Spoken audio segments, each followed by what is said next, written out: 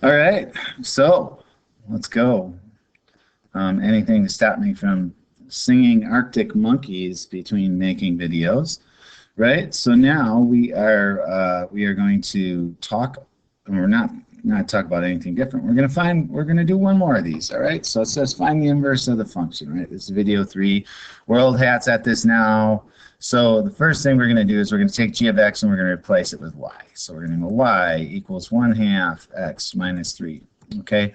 Now the next thing we're gonna do is we are going to replace y with x, and we're going to replace x with y. So we're rewriting this.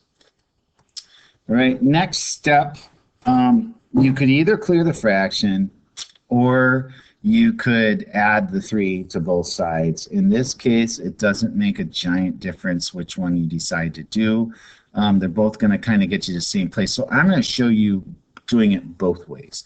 So this is going to be version 1, all right? So we'll say version 1, all right? And that's going to be up here. So we have x equals 1/2 y minus 3. So version 1, we are going to clear the fractions. And so what we're going to do is we're going to multiply this whole thing by 2. So you find your denominator, right? You multiply it by 2. So we go 2 times x is 2x.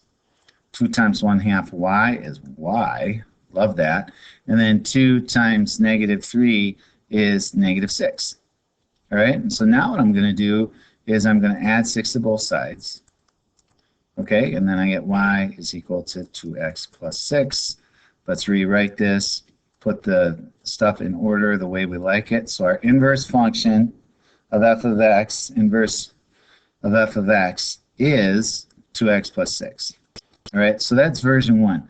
Now version 2 is we're taking this, we're going to take our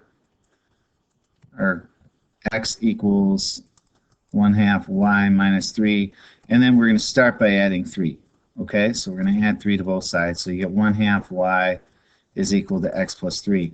And then at this point, you have to remember, how do I deal with solving for a variable when I have a fraction? Well, when you have a fraction, and it's the last thing you're doing and you're solving for a variable, what you do is you multiply by the reciprocal of whatever the fraction is.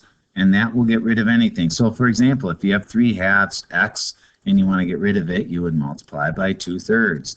If you had negative 4/7 y and you wanted to get rid of that, you would multiply by negative 7/4. So it's always use whatever sign it is and then multiply, flip it, right? And so what we'll do here is we'll multiply this by 2 over 1, right? Or 2, right? We'll multiply this by 2 over 1. And so what we get is you get y is equal to 2, and I'm going to drop the 1 because anything over 1 is just itself, times x plus 3, and then let's expand that. So y is equal to 2x plus 6, kind of looks familiar now, right? And then when we rewrite it, we wind up exactly where we finished with the other one, right? So they'll both get you to kind of the same place. They're not vastly different, but they're different enough that I think they're both worth looking at. Okay, and so you find whichever way to work on it that suits you. Okay, that plays to your strengths. I like this first method better, but I'm comfortable with either one.